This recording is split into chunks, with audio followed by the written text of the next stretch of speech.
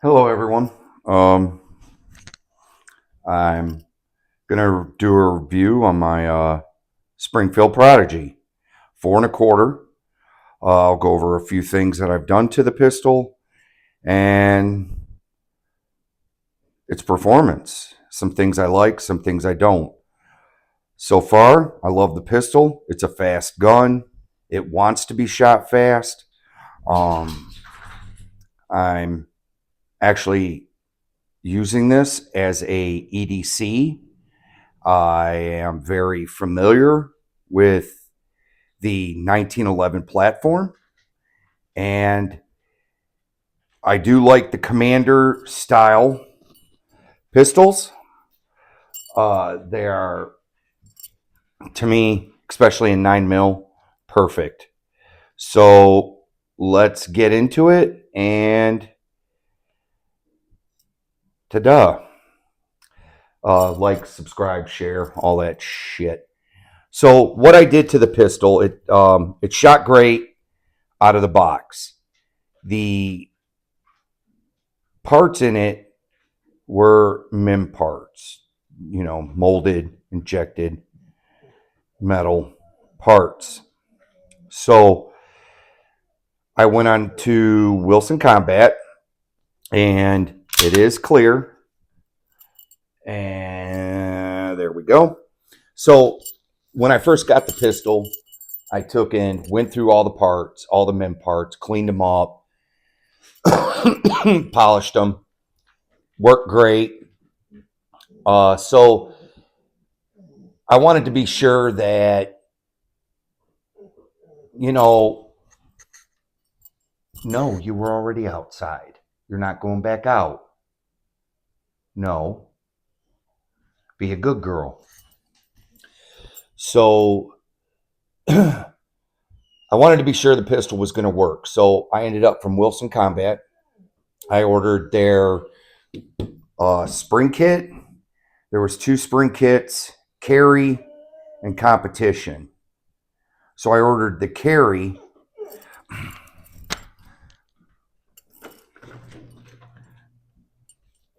Go outside. Come on.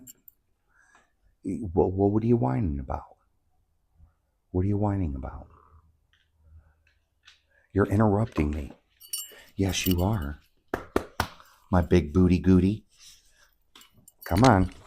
Let's get a cookie. All right. Let's get a cookie. Sorry about this. My fur babies. There you go.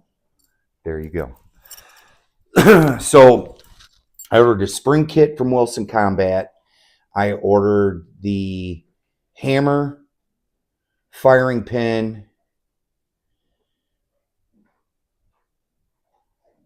slide stop, disconnect, sear, and then in the spring kit you get the 20-pound recoil spring and 18-pound mainspring.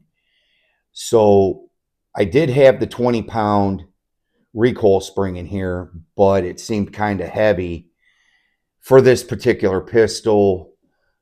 So the extended, all these parts were drop in. So the bulletproof hammer, bulletproof sear, bulletproof disconnect, the bulletproof firing pin. I did order the firing pin,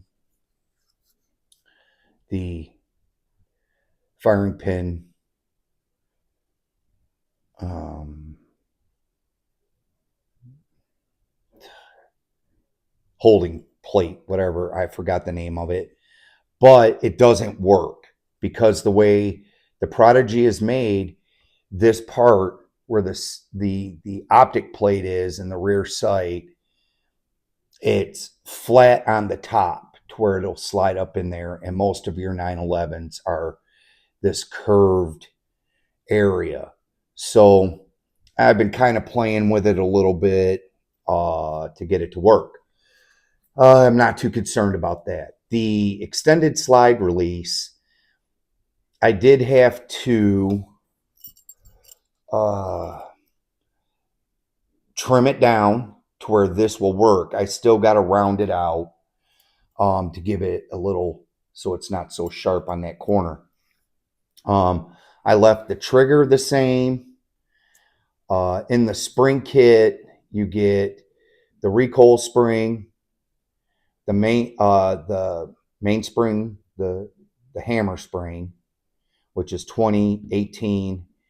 You get the plunger spring, the firing pin return spring. It's a extra power firing pin spring. You also get the sear spring. I had to do a little tweak on the sear spring to get the grip safety to work. I didn't change out the safety on it. I didn't change out the beaver tail or the trigger. You also get a magazine release, your mag release spring. So most of the springs got replaced in this. Well, actually, all the springs did. Well, no, most, because I put the old recoil spring back in. So I'm running the TRL1HL on it. I'm running the dual luminant RMR. I did have another optic on here because the plate that comes with this pistol is for the Dr. footprint. So I bought a $100 optic off Amazon, and it turned out to be a really good optic for the Dr. plate. And if I ever have an issue, I can switch back to that optic. Really nice optic for $100. I couldn't complain about it one bit. No flare. It was a green dot. The shake away worked awesome. So, yeah. So by doing everything I did, I didn't change. I think the only thing that it did change was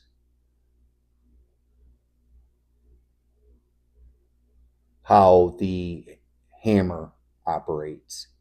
So you're getting that extra power to hit, your heart primers. But I didn't lose none of the recoil or trigger pull or anything like that. I really love the gun. One thing I did find that I don't like is the fiber optic front. It is loose, which for the amount of money this gun is, they do not give you extra fiber optics to replace this if this breaks, which is really disappointing. There's some things that for the amount of money you're paying for this gun that I feel that you should receive in this pistol, like the extra fiber optic. I mean, you do get the Allen wrench to take the two-piece guide rod apart. The Allen wrench fits this screw right here, which also fits your trigger adjustment screw. So you got that for adjusting the trigger. What else? So yeah, you get in this gun. Use my wallet. I like this optic. I was gonna put the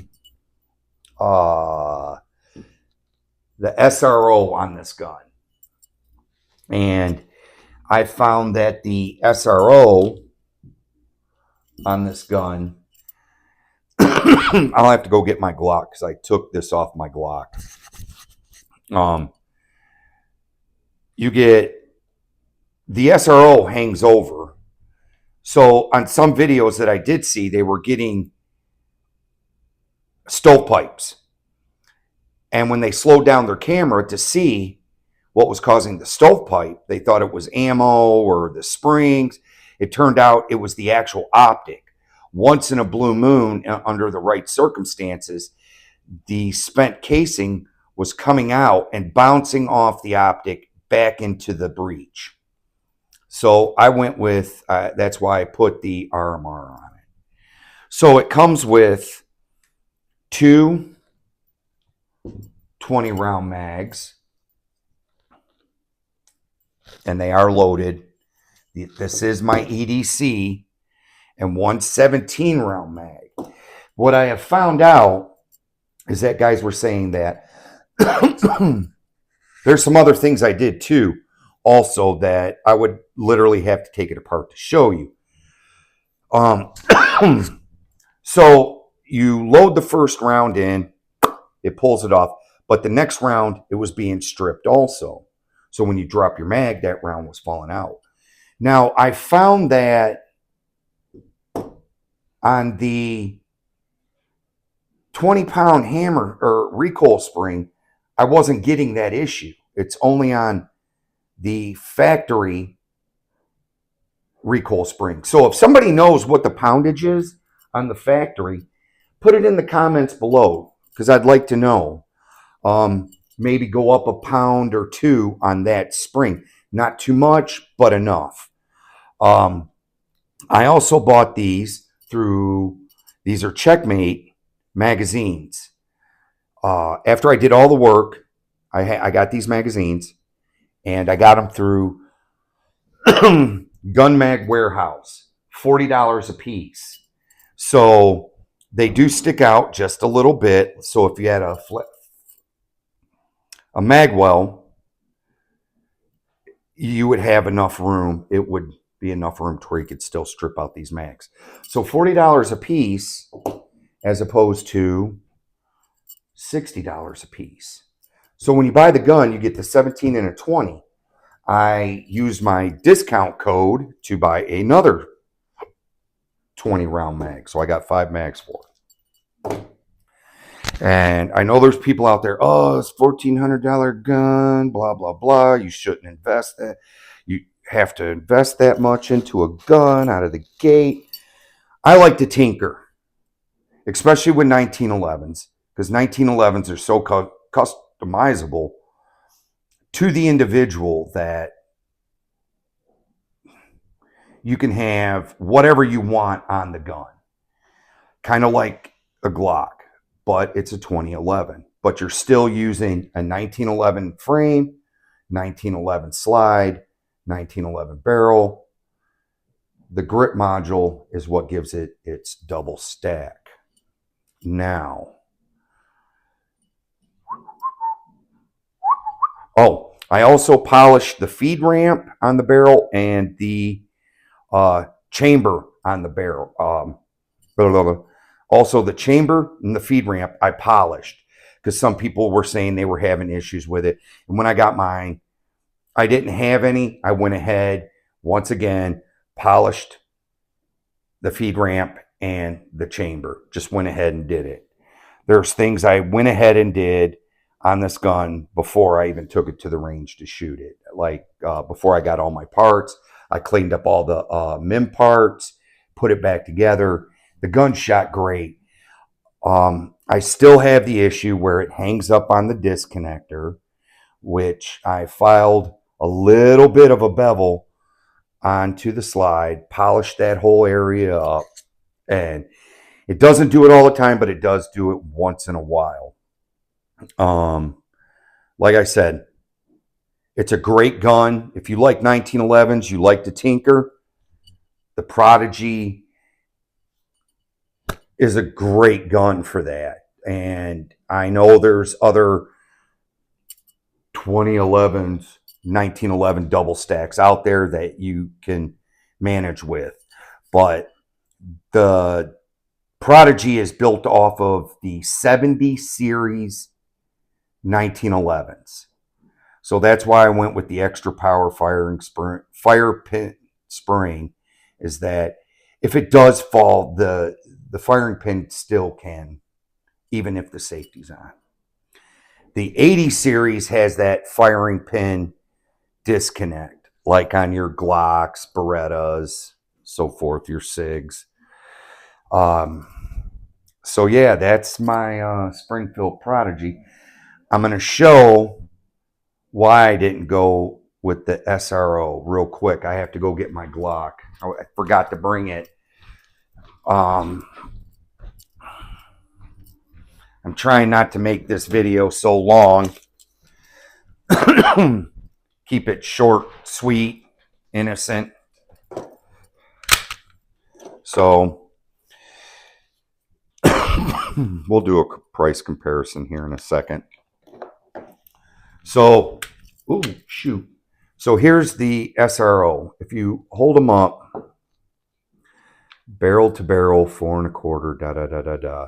So if you go right where the hood is, I don't know if you could see that on how much the SRO, yeah, slide to slide. Okay, right about there. So with that footprint, yep, there we go. That's how much the SRO hangs over on the 2011. That's why guys were having the rounds deflect back and giving it a stovepipe. So, like I said, you got to play with your optics and everything like that. And then another thing, you know, oh, you could buy a Glock. Well, yeah, I can buy a Glock. I did buy a Glock. I do have a Glock. My Glock 19, Gen 5. So when I bought this pistol, I bought the non-MOS version. So what did I do? I replaced the sights. Went to the Hackathorn, the Ameriglow Hackathorn sights, which is the HD front with the tritium insert, blacked out rear. I went with the suppressor ones on this slide also.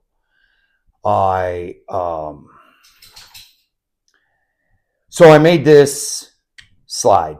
I didn't make the slide. This is a Swanson slide.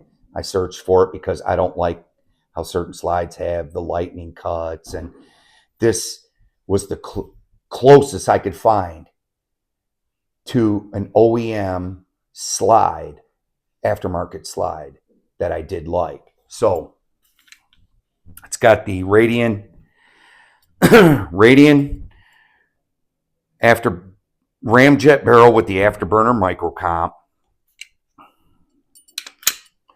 It has the Zafiri Precision parts inside, back plate, all that stuff. Zafiri Precision spring. So people are like, oh man, that's a lot of money to spend on that gun. In reality, I have that amount of money in this Glock because of this slide with the optic buying the gun. I have the Glock Performance trigger in it, which was $100.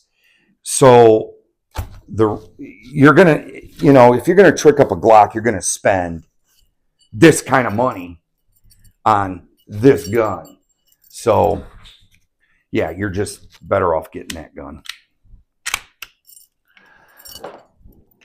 Not to mention the aftermarket parts, all the extra magazines I have for it. I mean, yeah, it's ridiculous. Set that gun off to the side. So enough about the Prodigy real quick. I know on one video I did on my P365 fuse. Love that gun. Here it is. Boom. It's my everyday carry. This is more my bedside right now. I'm trying to find a outside the waistband holster and an inside the waistband holster for this gun. I have an outside, but it's not made for a light. I want one for a light. So there, I said that I couldn't find an outside the waistband holster for this pistol. So I went on Amazon, and the inside the waistband holster is made by a company called Grit-R, Gritr, Sig Sauer P365 X Macro, TRL 7A or 7X, inside the waistband, right hand side. I have the same holster for my wife. I have another holster that's I don't use anymore, but it has a bigger belt clip, which I like. My wife has I think this is 1 3/4. She has the 1.5 on hers. This is my inside the waistband. So I found a company that makes an outside the waistband holster for my fuse. It is, oh, where's their card? It's called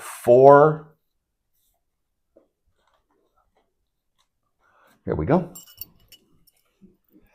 Shit, 20 minutes. 4 Bros. Oop. When you order this holster, you can get any clip you want. You can get the belt loops. You can get the,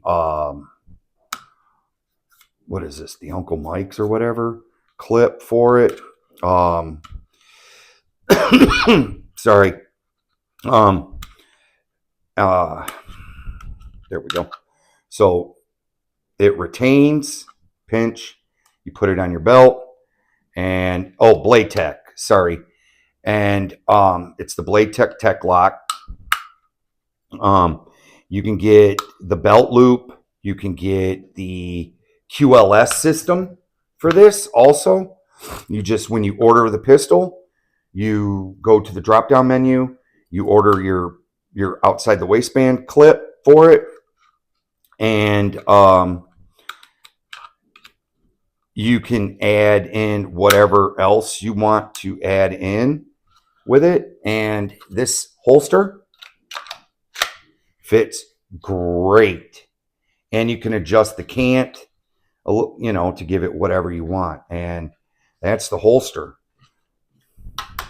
I think it was $70, I guess. I can't remember what I paid for it now. Damn it. So, yeah, I mean, go check them out. 4 Bros. Shout out. So, back to this real quick. I have over 600 rounds through this gun so far. When I did all the Wilson upgrade parts, upgrades to it, I retook it to the range and reshot it. Never had an issue. So, yeah, if somebody knows what the poundage is of this recoil spring, let me know in the comments below. Because I'd like to go up maybe 1 or 2 pounds, and this gun will be perfect. I don't want to go too heavy because I think the 20-pound spring is too heavy. Maybe not. I don't know. But yeah, hit like, subscribe, share, and I'm going to call it quits for this video on the Springfield Prodigy. I know it's been eating a lot of crow lately. Oh man, you can get this one, you can get that one, you can get this one. Bottom line, it's that mid-tier 2011 gun. If you like tinkering with 1911s, a 2011 is no different in the internals and parts and stuff. I was going to do a breakdown of it, but I decided not to because there's videos out there on it, and videos of, oh man, check this gun out, man. I took and we did this, we did that. We got an ignition to a 3-pound trigger, 2.5 pound. For a carry gun, 3 to 2.5 pound trigger pull, no, I wouldn't have it. 4 or 5, yeah, perfect. But yeah, hit like, subscribe, share. If you have any comments, put them in down below, and have a good day.